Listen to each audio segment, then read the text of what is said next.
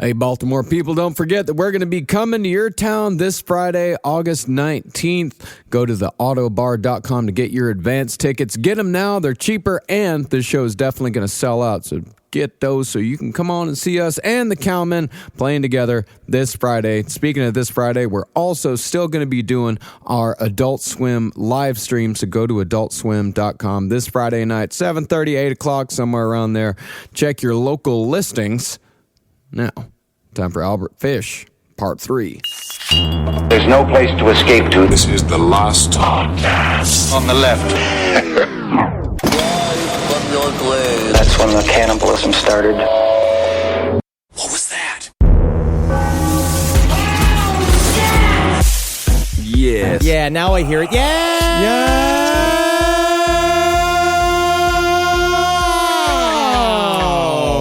How dare. All right, welcome to the show, everyone. I am Ben Kissel. That's Marcus Parks. With us as always. I am like a snowball. Do you remember those little cakes, the snack cake snowballs? Do I remember? Of course. I ate 3 last night. I am covered in powder from my belly button down to my knees. I'm like my grandfather in World War II. You don't need a shower if you're dry. Totally. And I am so sick of being chafed, and I didn't want to bow down to it again this year because the Gold Bond powder does make my nuts smell like a bit of an Albert Fish situation. That's okay. Just in terms of like an old man just kind of full of cum. Right. But get covered in dry powder. Totally. But I fucking broke down. I got to say, I've never been happier. I feel like Pablo Escobar if he sat down in a chair made out of cocaine. Yeah, that's great. I'm just shaking loose. I feel like I'm covered in snow. I don't understand. I'm like a dog in a snowfield. It's been what, 90-degree heat for about 2 weeks here in New York City, so I don't understand what the breakdown is, though, as far as powdering yourself. You could have just done that day one. Why did you refrain from doing it? I'm just trying to spare the romance of my relationship like a little bit. I'm trying to ease her into the fact that I have a body like William H. Taft. And then like him, like olden times, I need to be like both moisturized and powdered at all times. Like I'm Beethoven, like I'm Mozart. Well, the illusion of him being a fancy boy, it's all gone now. It's kind of like the mess that Albert Fish used to live in his bathroom. My goodness. So we're on to part 3 of Albert Fish. Congratulations to everybody who got their gold star. And this episode, double gold star. Whoa! You're going to know when it comes. This is, there's going to be a lot of unpleasantness. Yeah. With the Albert Fish story? Yes, it seems to be that Albert Fish doesn't get cuter no matter what we do. Yeah. Because he does seem like a cute little walrus man because of this fun little walrus mustache. Sure. But the problem is that it's like, remember the walrus from the old poem with the walrus and the carpenter? The walrus and the carpenter. It's like if that walrus had a fucking tiny hard little cock that needed to be spanked 24/7 in order to come. Kind of a different story there. Yes. All right, well, let's get to the fish tale then. So after the disappearance of Francis McDonald in 1924, sightings of the Gray Man began to occur all over Staten Island, which, like Boston during the Boston Strangler case and Los Angeles, like any of the half dozen or so serial cases that they've dealt with over the years, Staten Island went a little bit nuts. I gotta say, I'm really sad that she went missing because I loved Fargo, and it's really a shame what Albert Fish did to her. Not Francis McDormand. Oh, I'm Francis sorry. It's a boy. It's a boy. It's a boy. It's a boy. It's a small boy. So a little girl reported that 3 days before McDonald was found murdered, she was approached by a gray-haired old man with a mustache who said he'd give her a nickel if she came into the woods with him to look for, quote, wild rhubarb. Ladies. Oof. That's a euphemism for cock. That is never not go good. into the woods. First of all, wild rhubarb is never in the woods. It's at a Whole Foods. That's what I always thought. Where do you get the wild rhubarb from? From a farm where a man is covered pink stained with rhubarb stains because he's been growing it all day. Sure. And he's legally allowed to grow it because also you need a license. It's a whole story about rhubarb. Yeah, so the girl's mother appeared and shooed the man away, but he was found later that night sleeping in the family barn, after which he was shooed away once again. But he matched the gray man's description perfectly. Ma'am, I thank you so much for allowing me to stay in your barn. Your hay is just thin enough to put in my penis. But can I actually give a bit of a Yelp comment? Can I say, of course. I wish it was a little thicker. You want thicker hay in the barn. So it would hurt my penis more? I'll be going. Okay. So another girl reported that a week before the murder in those same woods, she came upon a filthy old man matching the gray man's description, crouched down on the ground, eating something out of both of his hands like an animal. And instead of just turning around and going back home, the girl tried to rush past the old man, who started yelling at her, quote, in a foreign tongue that sounded like Italian. Mozzarella. Yeah, what was he eating there? Maybe it was gnocchi. Could have been. I was trying to think what else do Italians eat, but all I can think about is cheese and pepperoni. But I don't think they eat pepperoni. Yeah, but what is he going to scream at her? I don't know. It's just something about being fragile. So the girl naturally broke out into a full sprint with the gray man giving chase, but after she reached a clearing, she looked behind to see the old man had suddenly stopped, and he slowly slunk back into the woods. It's so scary. Like when you just think about an old man literally just hanging out by the tree lines of tiny Staten Island woods, just going like, I'll be back then, I guess. Back to the rhubarb. The wild rhubarb. So the Daily News jumped on the bandwagon and painted a, to say the very least, unflattering portrait of Staten Island. This is what the Daily News had to say. Dateline, Staten Island. The island in which the murder occurred is overrun with old men, morons, degenerates of all types. Men picked out of the gutters and breadlines of New York City and sent to the city farm colony on the island. At present, there are nearly 500 men on the poor farm, and many of them are known to be degenerates. That's where my family's from. And I think that was an accurate depiction of your family. Legitimately, 4 generations of Zabrowskis are from Staten Island. It's possible. So hoping to track down any lead, police arrested and interrogated a whole slew of local perverts. Right. I mean, if you are on this list, it's like, you know what, I am innocent, but it's just kind of offensive that you thought it could be me, given the description Guys, of who you're looking for. Like, really? Listen, we all know I like doing the pressed ham under glass, little full fun pranky thing. We all know that I like to show my butt at people. I maybe waggle my penis people, but I never kill a child. You know why? Because children are there to stare at me, waggling my penis at them. Without the children, what am I? What am I? So these perverts included a truck driver from Brooklyn who was arrested for, quote, impairing the morals of a minor, a middle-aged man who was bothering a bunch of kids on a playground, and a music teacher who was accused of taking a young boy into the woods alone to talk about, quote, sex psychology. Well, that's disgusting, but I do like the idea of an old man bothering kids on the playground. They're having it too good for too long. You gotta shoo them.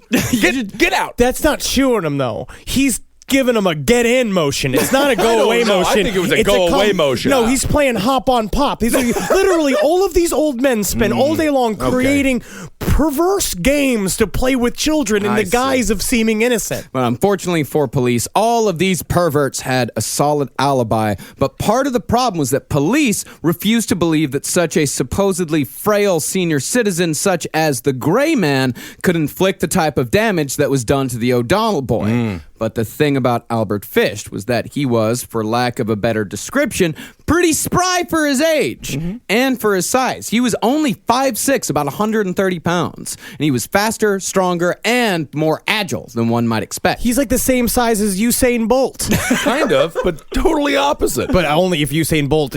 What if you found out that Usain Bolt was fueled by the need to run to a nude boy? How would you feel about his world records then? Yes, sort of like how a rabbit will be the thing that the dogs chase for the dog races. And what if all the perverts were just at a big dance called the Perverts Ball? Well, they all have an alibi then, don't they? Actually, in Staten Island, there was a place called Rattlesnake Nest. Oh, my God. That the Daily News said was an orgy of debauchery and child molestation. But when they actually went and searched Rattlesnake Nest, it was just an old shack that the kids had used as a playhouse. All right. It's a fun thing, but again, flip it and reverse it. Yeah, flip it and reverse it. No, the Daily News, the New York City newspapers during the Albert Fish trial and during the search for Grace Budd and Francis McDonald were absolutely disgusting. But this is where we got the Moon Maniac and the vampire story, like all the different nicknames. When they were playing out the stories of the when Francis McDonald went missing, this is ripe for selling newspapers because it's trumping up the fear, as we're going to see as we go along, the kidnapping cases that were happening all throughout America at this time. It was kind of crazy. Like, kids were worth money back then. Now, despite what the police said, Frances O'Donnell's mother, who had gotten an eye full of fish, maintained that it couldn't have been anybody but the Gray Man. Here's what she had to say about him. He came shuffling down the street, mumbling to himself, making queer motions with his hands. I'll never forget those hands. I shuddered when I looked at them. I shudder every time I think of them. How they opened and shut, opened and shut, opened and shut. I saw him look toward Francis and the others. I saw his thick gray hair, his drooping gray mustache. Everything about him seemed faded and gray. I saw my 2 neighbors' dogs spring at him, and I saw Philip, the hired man, call them off. The Gray Man turned to me and tipped his cap, and then he went away. Kind of like, when the monsters are now in every single horror movie look at you and they do that turn of the head. Just thinking. If you are in a band, a heavy metal band specifically, Eye Full of Fish is a great name for an album. Eye Full of Fish also sounds like a Raffi album. Yes, Eye Full of Fish. Also just sounds like a dead kid all covered in pedophiles come. But that's a whole You never different know. story. That's a whole other album. Technically, it's this story, actually. But unfortunately for the O'Donnell family, the Leopold and Loeb case, which we will definitely cover in the future, pushed the O'Donnell murder off the front pages of the New York papers. A quick little thing, Leopold and Loeb is about 2 rich guys who decided to kill somebody just to prove that they could get away with it. To kill a child. They killed a child. Not Because good. it's easier. Again, their bones snap easier, but that's a different story. Again, it's a different I album. don't even think that's true. They're bendable. That is true. Now, Anna McDonnell made one last plea to the city of New York. She said, Help us catch the monster who murdered our little boy. I'm sorry, I've been doing this wrong. It's got to be Staten Island, right? Yeah. okay, yeah. Help us catch the monster who murdered our little boy. Yo, help us. It's got to find the Gray Man. Oh, God. I don't know. Find the Gray Man. Oh, God. He's the only man that's sitting only not covered in grease from a can of dog food. Everybody here wears cans of dog foods like their hats. Like it's funny kind of Heathcliff cartoon. Kind of a, what is it, the Van Dyke there? Jerry Van Dyke or the other Van Dyke? Despite Mrs. O'Donnell's pleas, it would be another 10 years before Albert Fish would take the credit for the murder of Frances McDonnell. Yeah, he was just hanging around. Yeah, he was just hanging around. Well, now we're going to find out that this was just one of the tentpole cases inside of Albert Fish's mind. I would say like that Frances McDonnell murder is something along the lines of like Jeffrey Dahmer's like second kill. Yeah. I think of the Albert Fish a lot in terms of Jeffrey Dahmer, just in terms of descent into madness. Yeah. And it's very possible that Albert Fish's first murder was one of those murders that, a lot of these child molesters, how they actually turn into child murderers is they'll accidentally beat the kid a little too hard. They'll leave bruises that are identifiable. The kid will see their face and will say that he's going to tell. So these guys, in order to cover up their crimes, they murder their victims. And it's almost positive that that's how Albert Fish started off. He started off as a molester, of course, and the sheer number of children that he molested over the years, he's going to accidentally kill someone. He's going to accidentally kill one of them at one point or another. It's not right. It's very difficult to like make a souffle. Right, and sometimes it takes many tries to get that proper rise on the souffle. That's true. I'm not even sure what a souffle is. Oh, it's a light, beautiful dessert. Just effervescent. You fold egg whites into a creme de milk, and you just make sure you get all of it. I've been watching Great British Bake Off, and then also thinking about Albert Fish at the same time. Ooh, weird. And so it's all kind of going together in my mind in one. Oh, okay. That's not going to lead to a strange situation down the road. Certainly not at a restaurant. No, not at all. So 4 years after the McDonnell murder, on May 25th, 1928, Edward Budd innocently placed an ad in the New York World Classified saying, "Young man, 18, wishes position in country, Edward Budd, 406 West 15th Street."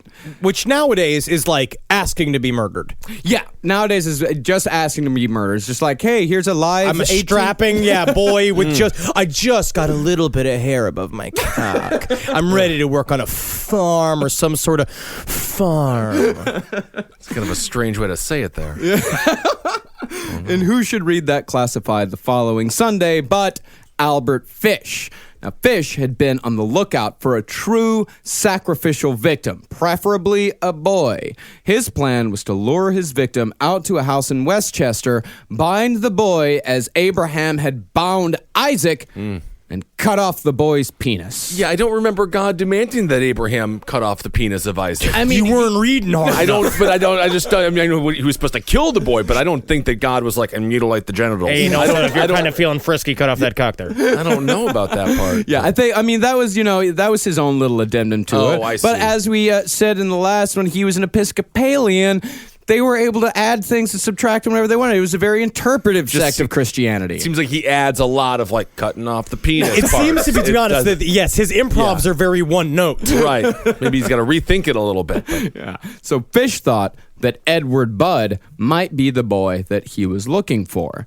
So the day after Fish read the ad, he showed up at the Budd household under the assumed name of Frank Howard. And although to most people, Fish was a shambles of a man, to the Budd family, who spent most of their lives in the service of businessmen and financiers, he looked at the very least respectable at first glance. We could not find their specific jobs, but it seems like most jobs in New York at this time period was either respectable financier or one of their many, many, many, many servants that do various things. But it doesn't even seem like it's really the financiers. It seems like it's the dim-witted children of successful financiers. That's the second layer of that. Yeah. There's three layers. The financiers, they're half retarded, super rich children, like the Trump family. Literally, you're watching the Trump family grow Get into dumber now. and dumber and dumber. And then you have the people that shine their shoes and make sure their carriages are just the right shade of black. I do love that Albert Fish changes his name and he's like, everyone will treat me normally now. It's very similar to what porn stars do, where they change their names, but it's like, we know everything. We know exactly what you look like.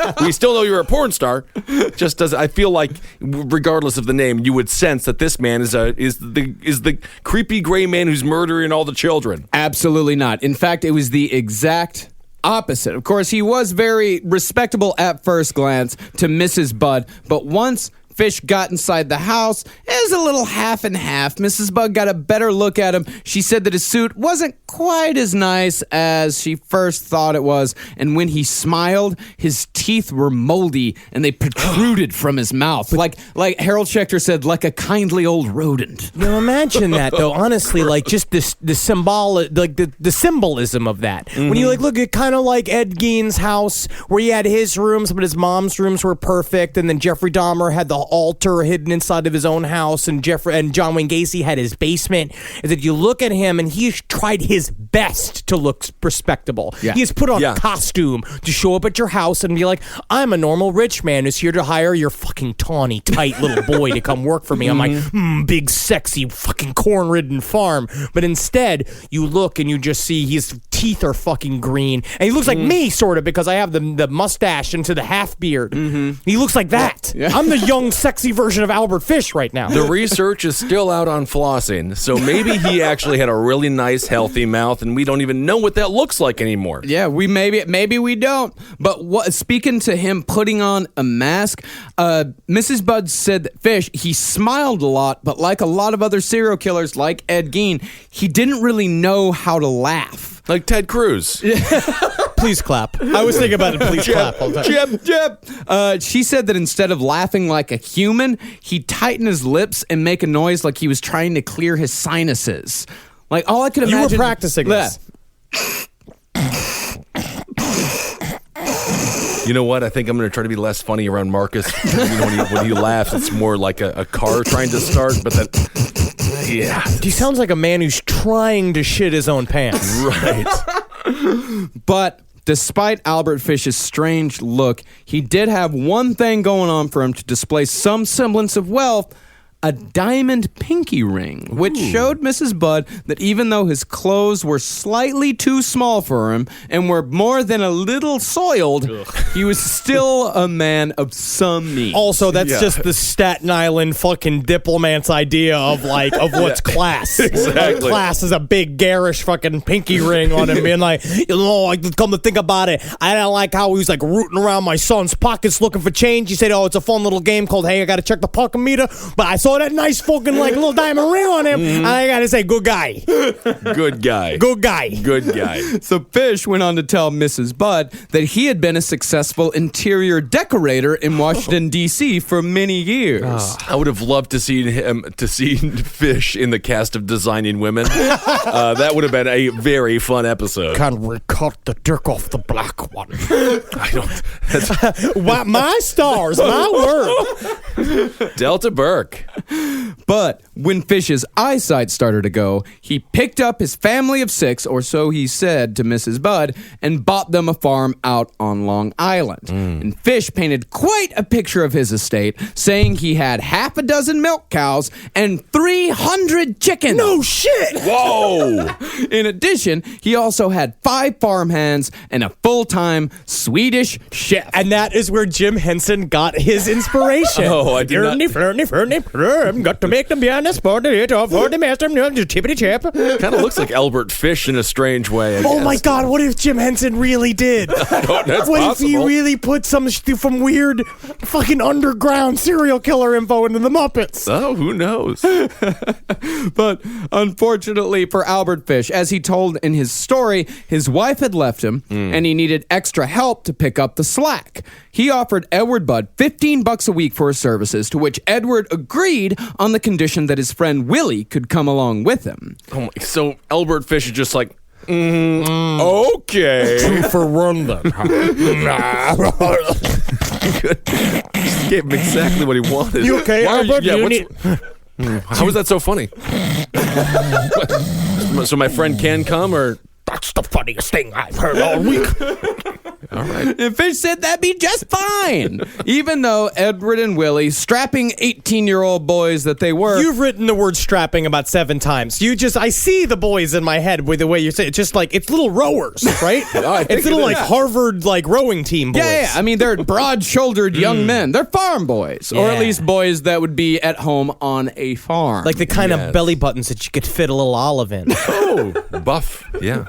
So, in the interval between the initial meeting and the day Fish was supposed to take the boys to his farm, Fish went to a pawn shop and bought what he would later call his implements of hell. Oh my God. A butcher's knife, a meat cleaver, and a small handsaw. And a copy of Flubber with the late Robin Williams. Yeah. Oh, the original Flubber. Yes. And the following Saturday, Fish, on his way to the Bud's apartment, stopped by a newsstand and, playing the part of the feeble old man, asked the newsman to hold on to a package for him. Little did the newsman know that the package contained Fish's implements of hell. I'm going to put this out there, okay? You hand somebody, which is just a paper-wrapped bundle. Yeah. It is obviously filled with knives. It's gotta be, There's right? no way you can hide a bunch of hand saws in a burlap sack. That's not how that works. That man just was a classic New York, I don't ask questions, I don't see things or hear things, I just work at this newspaper stand. Hey, Barbara, this guy gave me something. He calls it the implements of hell, but I'm supposed to hold on to it. Oh, he called them implements of hell. The implements of hell, yeah. I He don't know. didn't kind of whisper it under his breath a little bit. Kind of shouted it, actually. Wow, yeah. really? Yeah. So, hey, put it out back. Oh, yeah, I already did. All right, great. Yeah. Oh my God, these fucking Snickers are like $9 a pallet. Goddamn, different times. Fish, after dropping the implements of hell off with the newsman, continued on to the Bud's apartment with a carton of strawberries and a nice pot cheese for an impromptu lunch. He reportedly told Mrs. Budd, You'll never taste a creamier pot cheese. I can guarantee it. But before we begin to dive in, this is just an old man curiosity. I'm from Long Island, after all. Can I just stick my butt into the pot cheese for a second? Just because I've never done it before. And I'm kind of one of those, like, trisexuals. Like, I'll try anything once. It's your cheese, man. It is my cheese. I think you probably already did stick your butt in it, didn't you? So it's kind of already been done. So I could tell you not to stick your butt in it, but you're currently doing it once again. So But just as the Buds and Albert Fish were about to sit down to enjoy the strawberries and pot cheese, into the room walked the youngest daughter of the Bud children, Grace. Dreamweaver, I believe it can get me through the night. I think that's allowed. Is that allowed? That's technically just a soundtrack for the parody of the moment. Yes, that's actually technically you could see Albert Fish seeing Grace Buds for the first time as Wayne, Campbell seeing Tia Cassandra, Carrera, the Cassandra for the first time. It was kind of like that. It was like Yep. Who's that? Oh, banana. Oh, yeah. And he dropped his sunglasses, right? The moon is beautiful. Albert, snap out of it, Albert. Yeah, Fish was... I'm glad I got it out now. That's good. This is the thing. We got to get it out now. You don't understand. Literally, I'm going to be put in free speech jail in about 3 paragraphs from now. And that is the truth. I'm supposed to remain jokeless. So I'm getting it out now. Get it out. We're all getting it out now. We have to because it's about to get really fucked up. Really fucked up. So Fish was reportedly fixated on the little girl and immediately motioned for her to come sit on his knee. And in another display of supposed wealth, Fish pulled out $92.52, almost $2,000 in today's money, and had Grace count it out. Honestly, this is sadly honest. This is a detail that is a little bit off.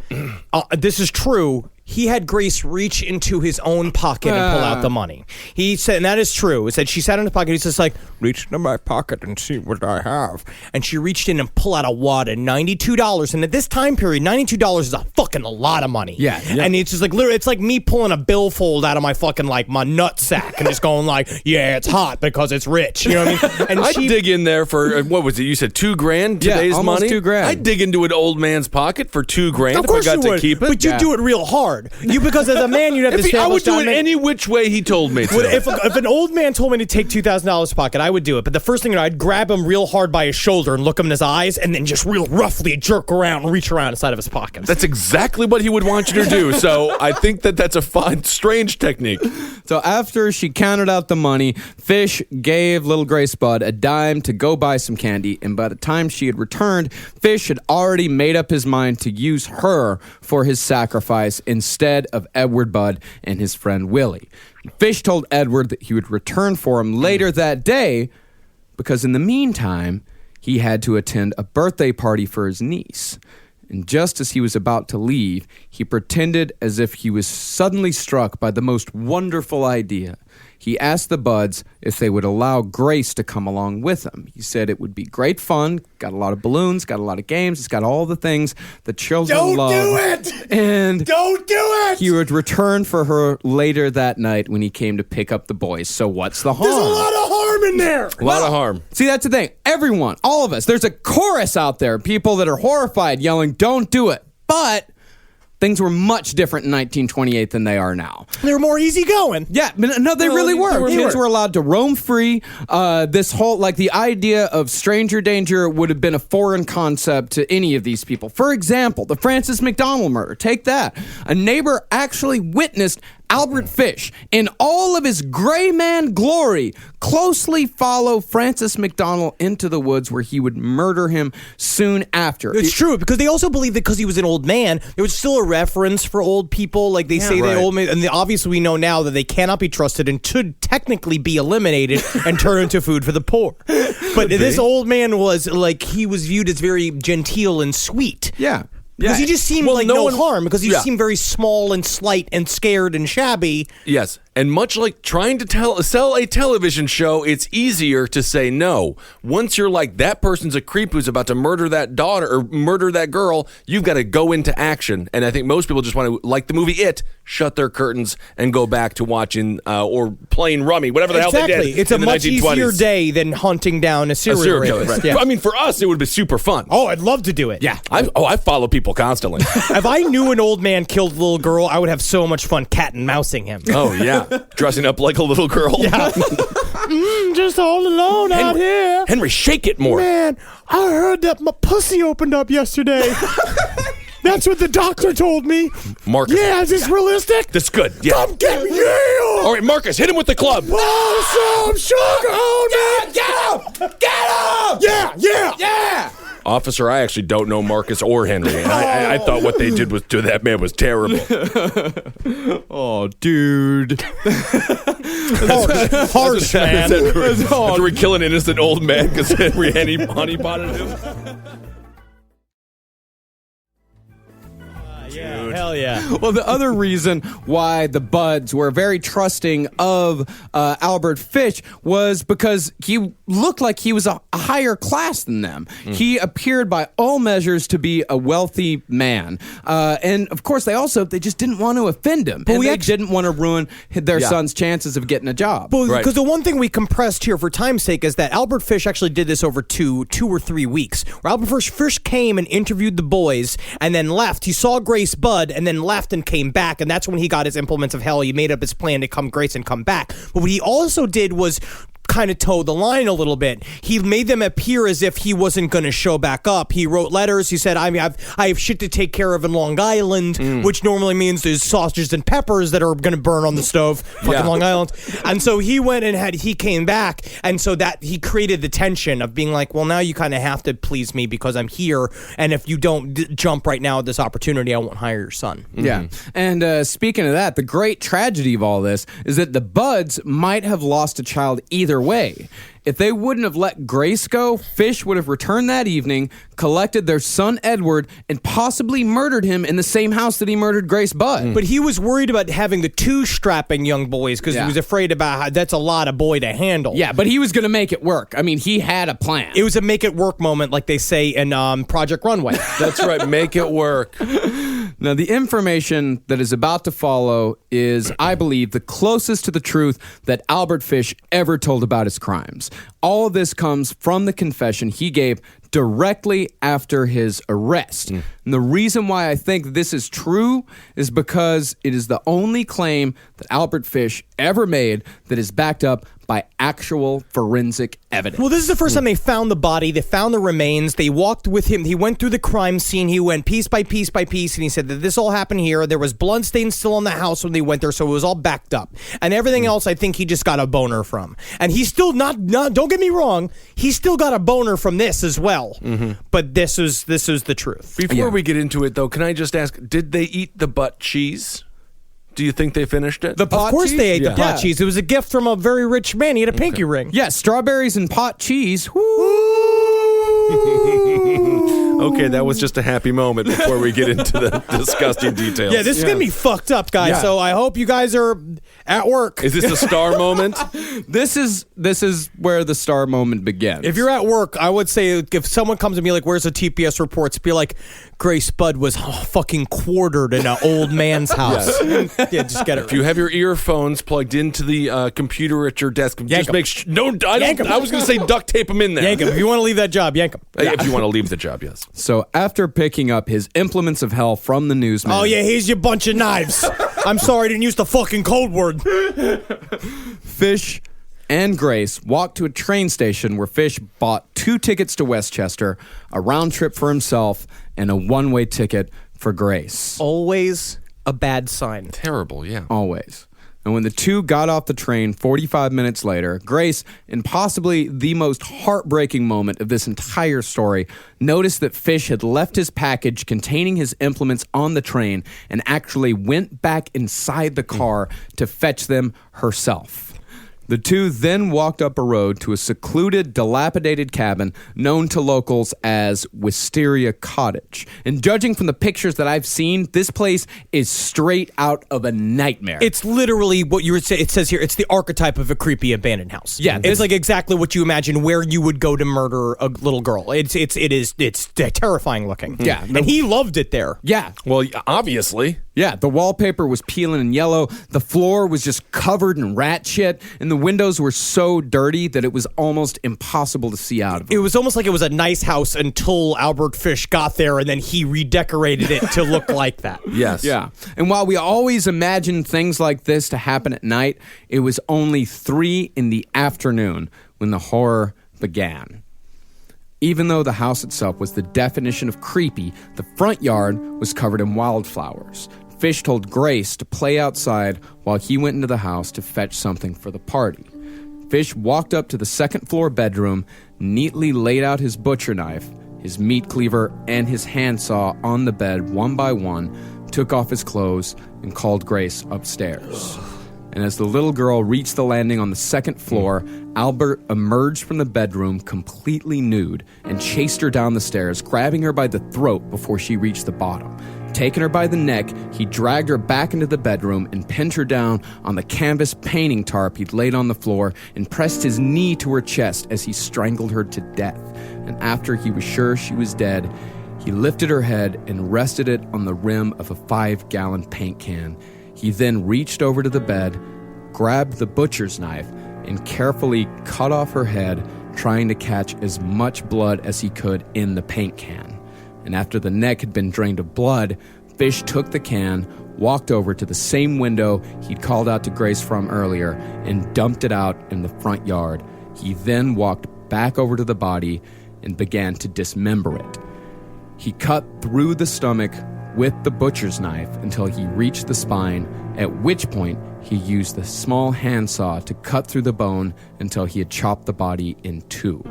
And still fully nude, he took the head to the outhouse and almost dropped it in the hole, but instead wrapped it up in some old newspapers that had been lying on the floor and left it there. He returned to the house, went back upstairs, and picked up the two halves of the body and propped them up in a corner of the room next to the closet and opened the closet door to hide the body from his sight. His hands were covered in blood, but the house had no running water, so he went back outside and scrubbed his hands clean with handfuls of grass. He then went back upstairs, wrapped up his implements, got dressed, and left a little over an hour after the two had arrived. Just another normal Staten Island afternoon. For Albert Fish, apparently. Brutal. They just let that happen. Yeah.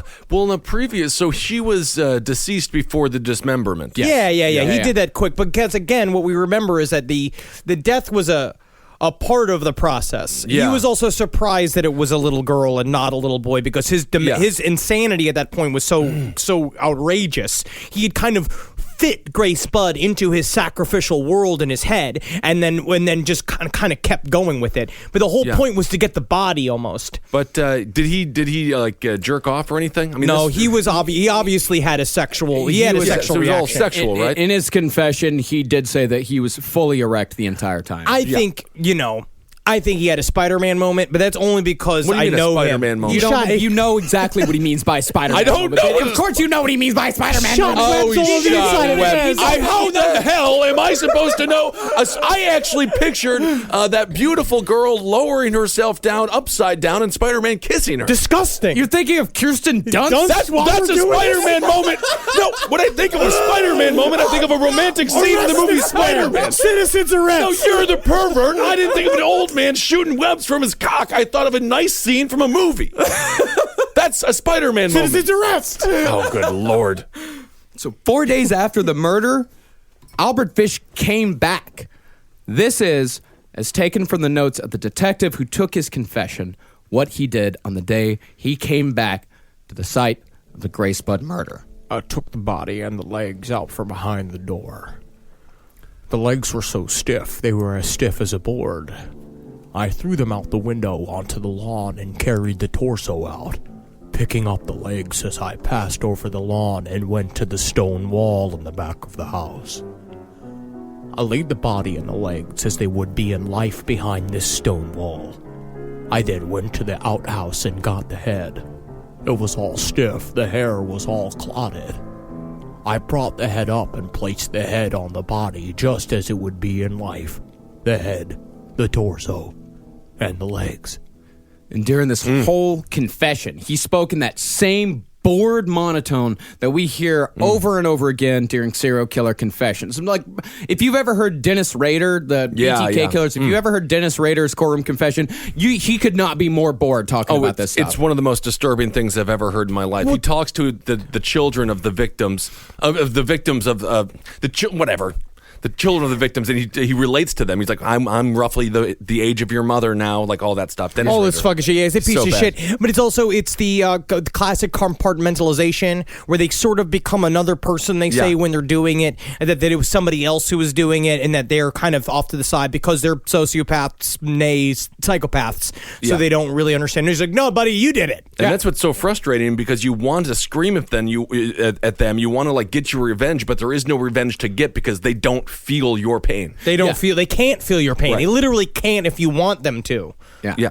So Fish eventually buried the body behind the house where it would not be discovered until he led police to it 6 years later. And remember, this is not a 6 years on the run type of situation. No, he sat in a dirty old tenement house fucking masturbating and spanking himself for 6 years. 1928 is when the paddles with the nails sticking out began. 1928 is when the needles began. The murder of Grace Budd marks the beginning of Fish's golden years of self-punishment. So here was he probably whipped himself for a long time, because I think that's classic Christian, and he did all those things. He liked this weird sexual perversities. He had a religious proclivity. He was a public masturbator. He was a child molester, but it wasn't until he murdered Grace Budd that he really started hurting himself really, really badly. Yeah, so that's where the pain would really start, when he would become a pincushion to himself. Yeah, absolutely. So what was it about Grace Budd that pushed him over the edge? Why not Francis McDonald? Why not Billy Gaffney? Or the hundreds of children that he molested? Or the dozens of other boys he very well could have murdered?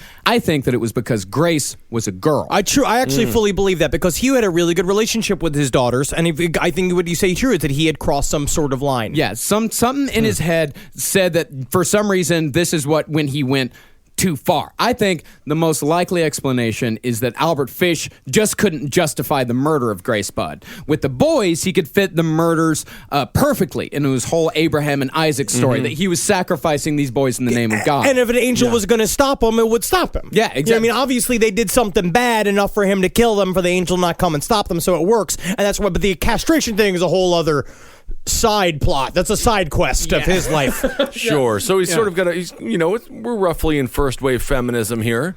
Maybe he's reading some literature, something like that. So you saying he's being a Paul Feig? I have no idea. I mean, maybe he obviously has some sympathy somewhere. No, I just think it's a weird thing, is that girls are precious and shouldn't be hurt, and boys are dirty little things. Yeah, Grace Budd didn't fit into his whole Abraham Isaac situation. He tried to shoehorn it in there. He tried justifying it to himself, saying that the head chopping was actually a substitute for the penis chopping. But that's like putting low-fat mayonnaise into a tuna salad instead of normal fat mayonnaise. I actually like low-fat mayonnaise. I like its zing. It doesn't have any zing. Miracle Whip. Now, Miracle Whip That's has low-fat mayonnaise. That's a very specific not. taste, though. It's not the same thing as low-fat mayonnaise. That's It's mayonnaise. That's a salad dressing. Either way, it's not a substitute for chopping off a penis. No, that's not.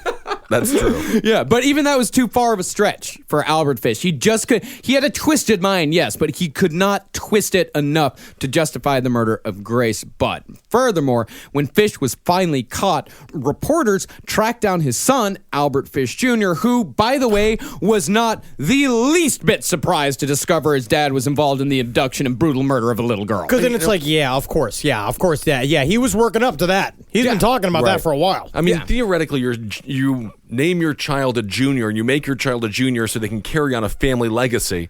Albert Fish Jr., man, you got to change that name. Yeah. You got to change yourself into a Randolph Hershey and start the Hershey Chocolate Company. That's right.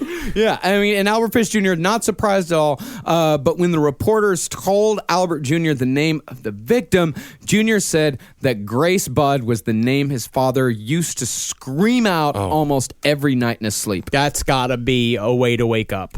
It's got to be a way to wake up. Your own father mournfully screaming the name of a little girl at night. Yeah. It's a bad alarm. Well, I mean, it must have been an interesting moment when everything came together for Albert Fish Jr. He doesn't know who Grace Budd is. Yes, he does. He did know who Grace because Budd it's was. publicized all over the last 6 years. Well, then why didn't he turn his father in a bit earlier when he woke up in hot sweats, in cold sweats, screaming Grace Budd? That's the question. Life's full of mysteries. Lock up Albert Fish Jr. He's dead. Well, now he is. Yeah, I mean, the Grace Budd case was huge. It was gigantic because there was kind of this whole kidnapping hysteria. Because you had the Lindbergher baby? Yeah.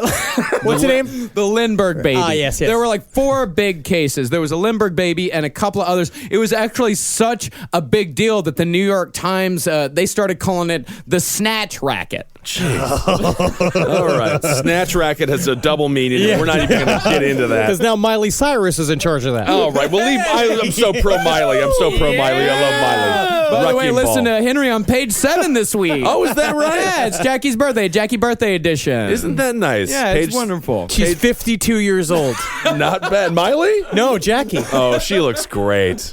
Yeah, but Grace Budd, out of all of them, she was the most disturbing because there was no motive for Grace Budd. All the rest of them, there was a financial motive for it. You know, there was always a ransom note. But with Grace Budd, she just disappeared. And not only did she disappear, but she disappeared with a kindly old man, the type of person that you're supposed to trust. Never trust. This kindly old man description is wearing on me a bit. He was a man in a weathered suit who smelled like piss. They just don't know. They didn't know how to describe a piss-soaked old man. They couldn't say the Disgusting old term. creep? Yeah, that's what you'd say. You'd say a creepster. I think a creepster's a good one. A twisted old fat perverted fuck. No, is what you probably could have called him. No, he's skinny. He was super skinny. Yeah, he was skinny. Skinny fuck. Skinny fuck would work. But Marcus, why didn't Grace Budd's parents just put the 2 and 2 together? I just don't get how Fish was able to just go away because for he that disappeared. long. Because he gave him a fake name. He gave him a fake address. He showed up and he just disappeared. He went. There's no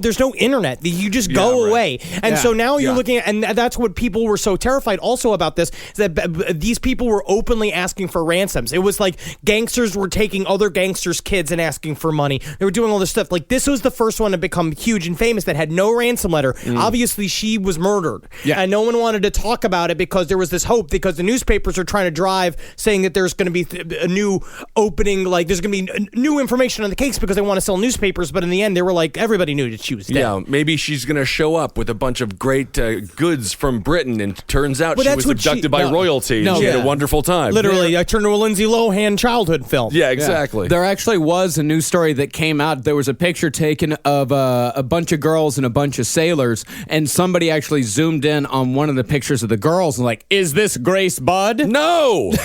Absolutely not. Absolutely not Grace Budd. Has the news ever done anything good? Well, that's where it's a disgusting racket.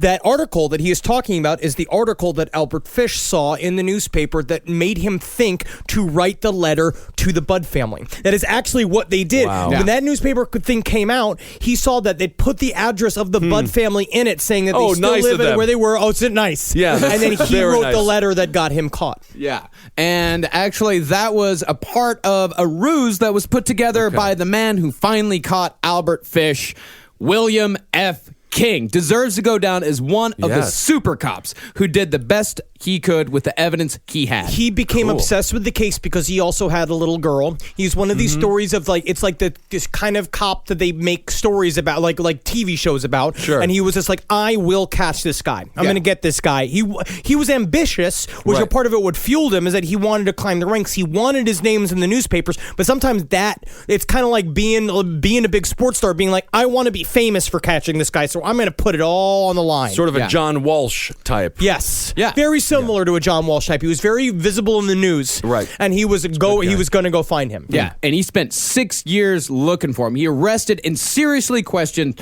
dozens of suspects, but he even spent 2 years chasing just one dude that he thought might know something about the case because it was the only lead that he had. Because he went after the real Frank Howard, who turned out to be a con man. There was a couple other names, fake names that were attached to Albert Fish over the years that he investigated. But he actually busted like 3 other weird crimes, like a couple of con man jobs. There's one larceny job, another murder case, all while bust going after Albert Fish. There's somebody who constantly uses my debit card when on a JetBlue flight to Utah, and I always have to get my card stopped and then get a new one, and that bothers me. They're kind of taking my identity. But you can imagine That's someone Party taking Row. your identity. That's Party Row. Somebody's doing Party They are Row doing Party on Row you, yeah. on my card, and if they do tell me it's for Party Row, I will let them have the money.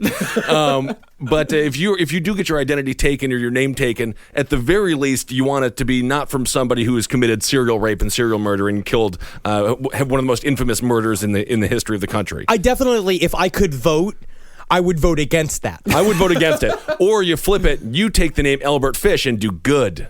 Yeah. Still, though. Is that good? I don't know. I don't think so. How do you make everything okay? I should start the Albert Fish Orphanage for Unloved Children. Yes, but and it's then- very, very sweet. Yes. And just paddles is just sweet. Like, I bring out the paddles and put cupcakes on them. and serve them on. Yes, and little sliders at lunch. Yeah. But after those 6 years, King never gave up, never surrendered. And his most clever plan was the newspaper plan. There was the plan as far as the sailor picture. That was a plan. Another plan that he did to try to ferret out the real killer was to put a fake notice in the New York Daily Mirror gossip column that brought Fish out of hiding. Famed gossip columnist Walter Winchell wrote on his column On Broadway, I checked on the Grace Budd mystery. She was 8 when she was kidnapped about 6 years ago, and it is safe to tell you that the Department of Missing Persons will break the case, or they expect to, in 4 weeks. One could also argue, why am I writing about this? I'm on Broadway and shouldn't be discussing ongoing criminal investigations. Tell me more about cats, you ask? It's the summer special. It's a musical about talking cats. Anyway, back to Grace Budd, the brutal murder. I heard they cut off her vagina. Back to cats. 10 days after that notice was written in the Daily Mirror, Albert Fish wrote the infamous Grace Budd letter. Now, anyone with even a passing fascination with serial killers has read this at some point. Nevertheless, here it is once again in part. On Sunday, June the 3rd, 1928, I called on you at 406 West 15th Street. Brought you pot cheese, strawberries. We had lunch. Grace sat in my lap and kissed me. I made up my mind to eat her. On the pretense of taking her to a party, you said yes, she could go. I took her to an empty house in Westchester I had already picked out. When we got there, I told her to remain outside. She picked wildflowers. I went upstairs and stripped all my clothes off. I knew if I did not, I would get her blood on them. When I was all ready, I went to the window and called her. Then I hid in a closet until she was in the room. When she saw me all naked, she began to cry and tried to run down the stairs. I grabbed her, and she said she would tell her mama. First, I stripped her naked. How she did kick, bite, and scratch. I choked her to death, then cut her in small pieces so I could take my meat to my rooms, cook and eat. How sweet and tender her little ass was roasted in the oven. It took me 9 days to eat her entire body. I did not fuck her, though. I could have if I wished it. She died a virgin. Now, thankfully, Mrs. Budd was illiterate. The only time that ever saved a life. That is nice. Thank Christ. Yeah, she was illiterate. Unfortunately, Edward Budd was not. Her older brother, the one who had Had to originally read everything. the boy who originally had put in the ad that brought Albert Fish to their home was the one who received and read the letter. Yeah, because you've just been trolled for years by people writing shitty letters to them. Yeah, I mean, it's been years and years. But when Edward Budd read this letter, he called up Detective King and said, I think this is something. I think this is real. King read the letter and he was like, holy shit, yeah, I think this is actually something true. He thought, okay, finally, a clue, something to go on. But an incredible police work. This is amazing police work. The thing that would lead the police to Fish, it wasn't a letter, but it was the envelope that the letter was in. Yeah, it was stamped on the back was an emblem with the initials NYPCBA, a.k.a. the New York Private Chauffeurs Benevolent Association. Very similar. Again, going back to BTK, what happened with him and how they were identified. They identified him through the fingerprint of his floppy disk. Yeah. Very dumb. Very dumb way to get caught. Yes. Yeah. So the envelope was eventually traced to a boarding house at 200 East 52nd Street.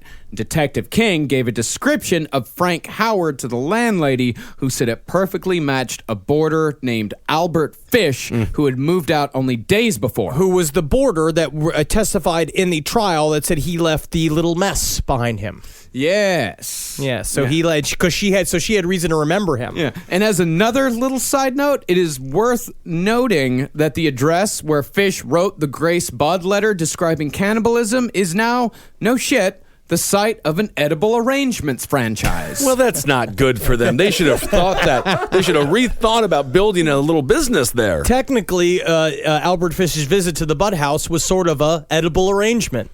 It kind of was. We'll let it slide. Yeah. Yes. Feel good. Well, anyway, even though Fish no longer lived at that address, he was still due to pick up a check sent from his son. And when Fish returned to pick up the check, the landlady called Detective King, who told her to stall Fish until he got there. Just wonder how she stalled him. Well, that's what I was kind of thinking too. Like, what do you like? What do you do to keep a man's attention like that? She's just like, you want to spank yourself with this newspaper? Yeah, I got some cheese. You want to put your butt in it? Yeah. All right. Detective, I got him laughing. Get over here quickly. When King arrived, he found Fish sitting in a furnished room sipping from a teacup. King closed the door behind him, and Fish, sensing that this was the end, pulled a razor from his pocket and held it out in front of him. But King quickly took the old man to the ground and arrested Albert Fish 6 years after the investigation began. Can you feel the same satisfaction? That's you beating the old man to death with a hammer. Yeah, that is a fun thing. Yeah, it's the fun thing. Yeah, Just being able to grab Albert Fish because he's a tiny little old man. Yeah. Being able to just manhandle him and smash his face against the table and shit like that. Yeah. Oh, yeah. And he reportedly, when he got him down to the ground and pushed his face into the floor, he yelled at him, "I've got you now!" That's fun. But do we know that he pulled the razor from his pocket and not from another orifice? From his fucking penis? Because he is full of weapons, technically. Well, yeah, he's the most dangerous man in the world. It's like those, when you see in the comedy movies, where guys going into jail and they leave the piles of their weapons. Yeah. And just him pulling needles out of his penis. I mean, not to be too comical with it, but can you imagine him trying to go through the TSA? Tell me about it. Oh, my what a God. nightmare. God, oh my It's like that. God. A lot of red lights going off there. A lot of red lights. Can't fly. I got a metal plate in my head. Remember that? That's Yeah. a John Candy movie there. See, the weird thing about the interrogation that King did after he captured Albert Fish, he never mentioned the cannibalism once. He never asked him about it at all. And Fish never offered up any information about the cannibalism. He never brought it up until it was time to plead insanity. Now, I actually wonder, because I know you say here, you wonder if that it's just he just brought it up because it made people horny. They made him horny to watch people upset that he brings it up. I don't think he ate her. I actually don't know. The only reason why I don't know is because we've seen it happen so often with people like Jeffrey Dahmer. I know that even Dennis Rader even said he contemplated it. Certain shit where it's like you look at stuff when Jeffrey Dahmer's rise was only 5 years about. It was like 87 to 91, 92, right? That's when he got caught, right? Well, Yeah, same years that Guns N' Roses were big. And what a great Interesting. appetite for destruction. Appetite for destruction. Great. And the spaghetti incident. That always made me hungry, that Chinese cover. democracy. That was not a good That's one. later. I know. That It's was not a good later, one. yeah. So think about it. So he had 5 years to grow to that point of fascination and boredom with his own actions. Yeah. I think Albert Fish, it fits the world of serial killer mythos and the way they go, and that he could have not probably done the full put bacon on the butt and baked it kind of thing, but he could have probably eaten bits of her just because he was trying to get something out of doing this. He could have, but it also his confession seemed to escalate over time. It's because true. The first time that he talked about it, he didn't mention any cannibalism at all. Then the next time that he talked about it, he said that he took the paint can full of her blood and tried to drink it, but it was too thick and too gross even for him. And then eventually it started to come. It's like yes, and then he started giving out recipes and shit like that. Yeah, I could see that could maybe be an issue. However, there's also the raw meat story. Yes. Albert Jr. said that whenever the moon was full, he said that a wild look would come over his father's eyes. His face would turn red, and he would demand raw steak for dinner. And he would make Albert Jr. eat it raw, too. Yeah, he said that was true. He said that they ate raw steak a lot. Like, it happened a lot. And so it's like, he obviously was building up some sort of appetite for himself. I also think there's shame in there. I think that when it comes to cannibalism, it's because we talk about the guilt he felt about Grace Budd. I think in their own weird, fucked up way, it's like this shameful thing he doesn't really want to talk about because it shows how fucked up he is, until he saw that he could get off from, because they're talking about the whole time he's like, please, please, please. It's like, put me in jail, I deserve it. But somewhere in the middle, he's like, get me out of here. Like, he's like, he was ready to be free again because he just couldn't get diddled enough. Oh, yeah. Yeah, absolutely. And, a weird thing, maybe this is a coincidence, maybe it isn't, but the Weather Bureau checked the records and found that the moon was at its fullest that month on June 3rd, 1928, the same day that Albert Fish murdered Grace Budd. God damn. Kind of a little bit of a werewolf type.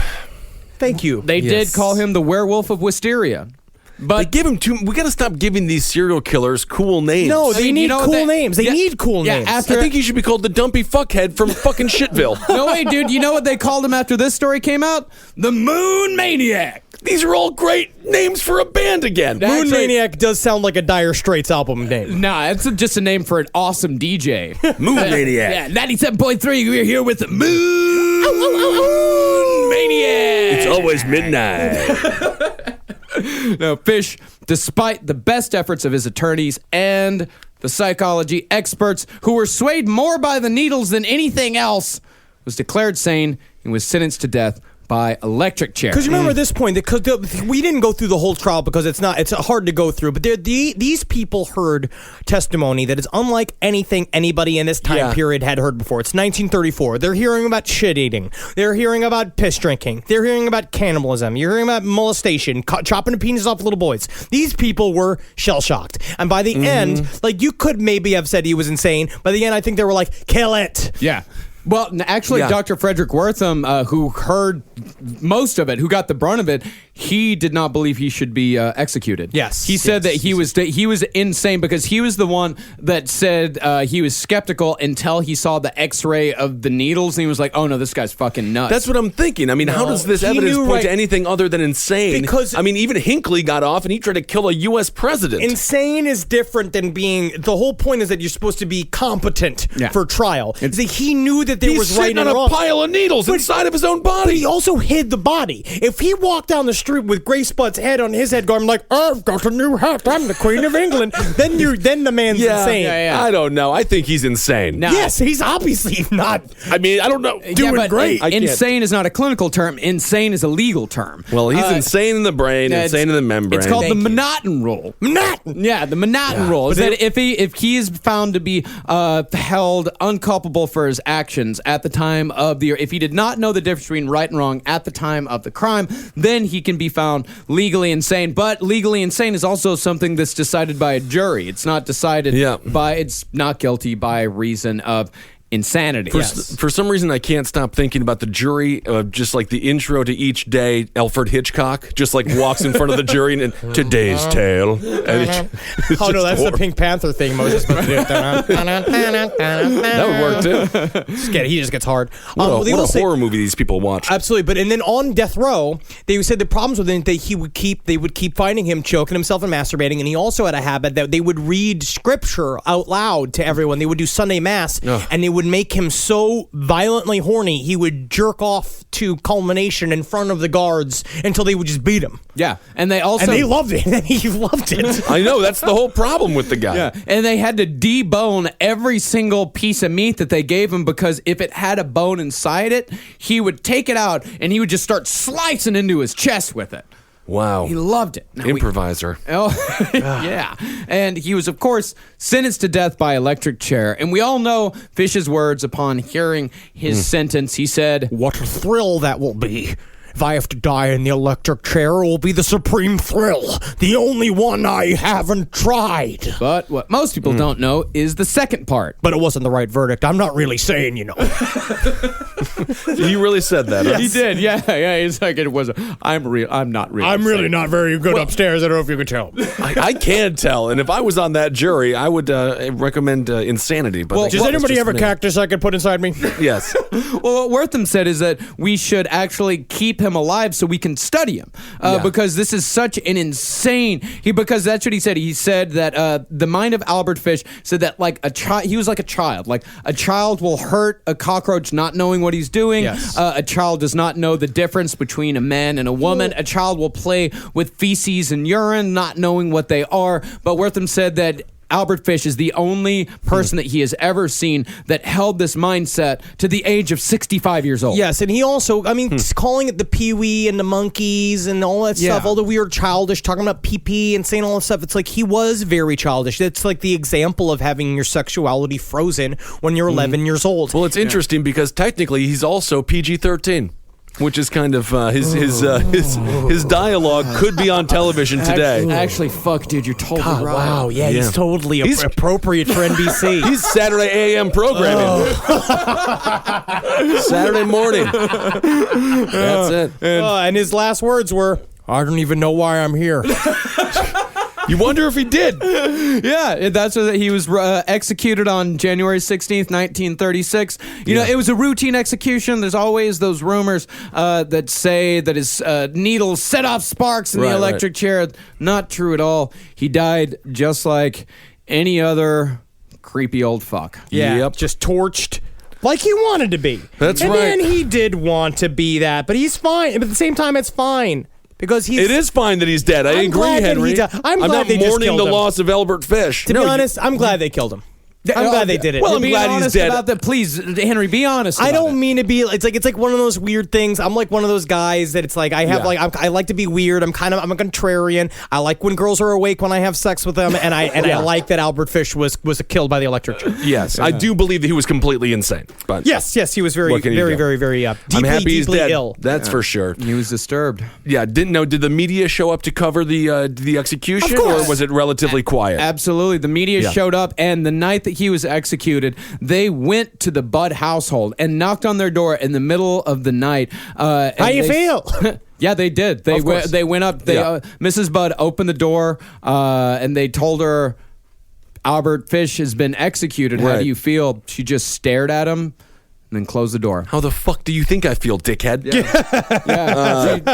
I love it. Yeah. I am the happiest I've ever been. I mean, it's fine, but you get the feeling Fish didn't seem to care.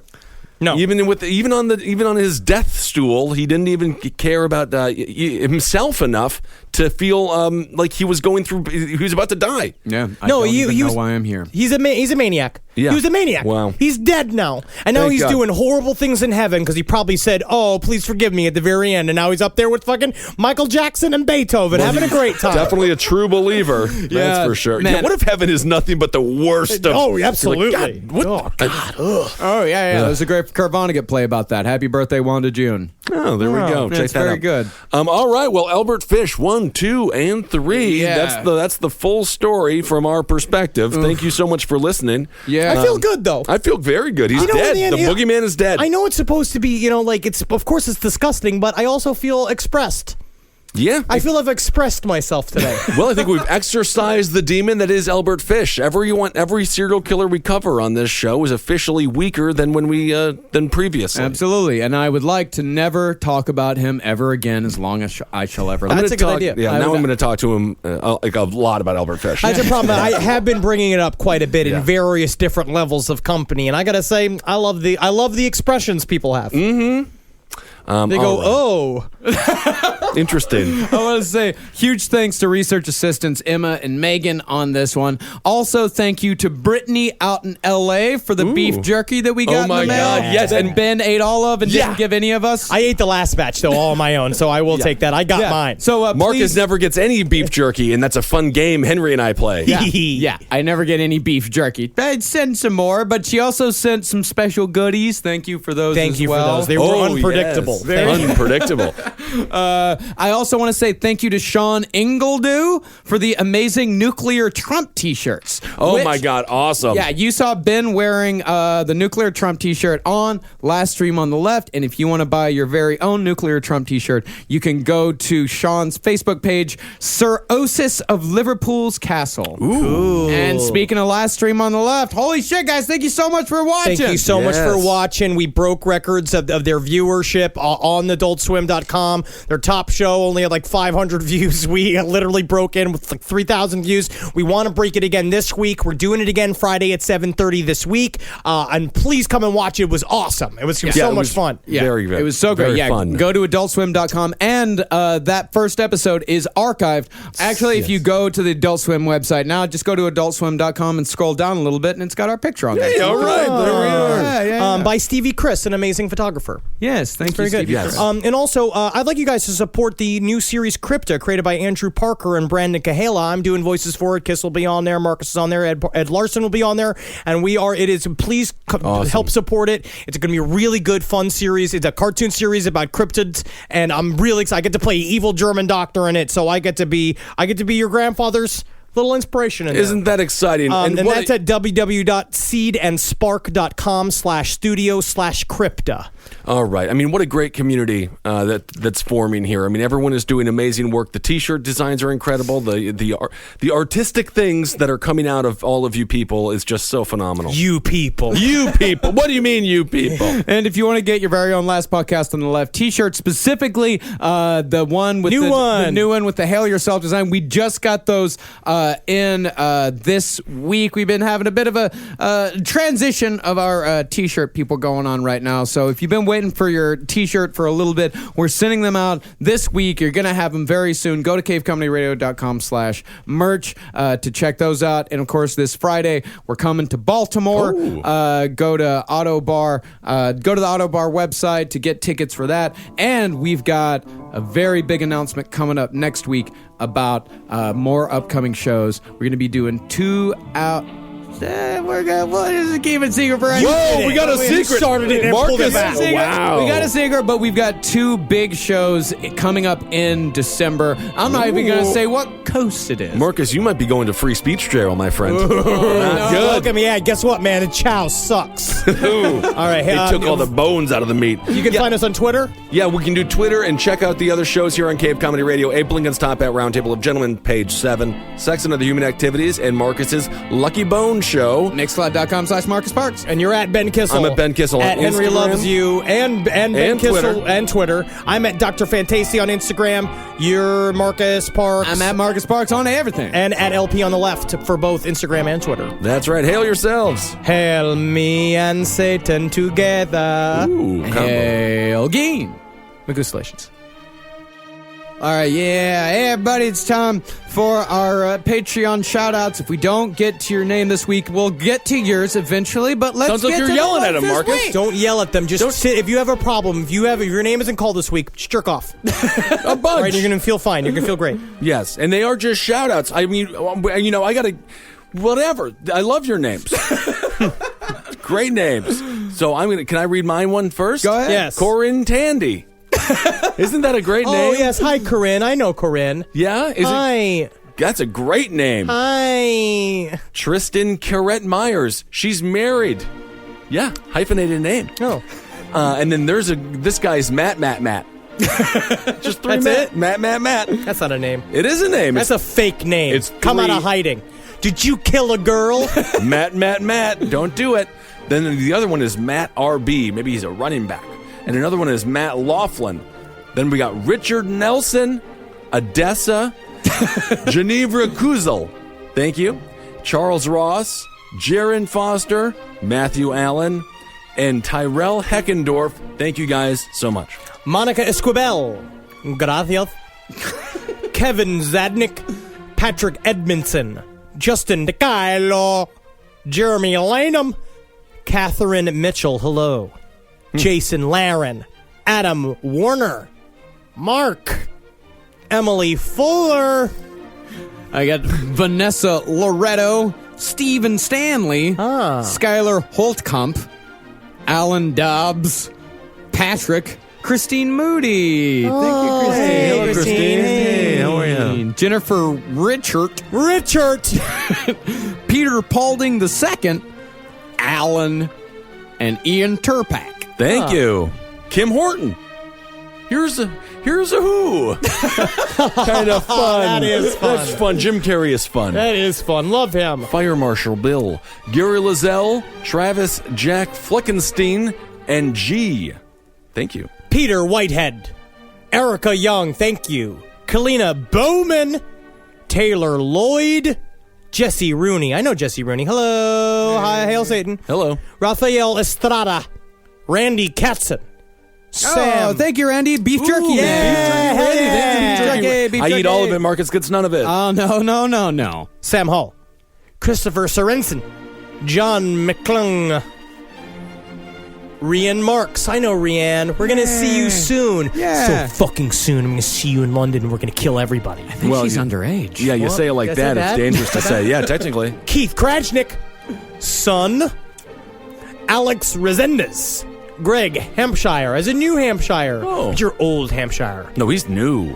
Old. Matthew. Joe R. Jeff Heilman, grandfather. Oh, yeah.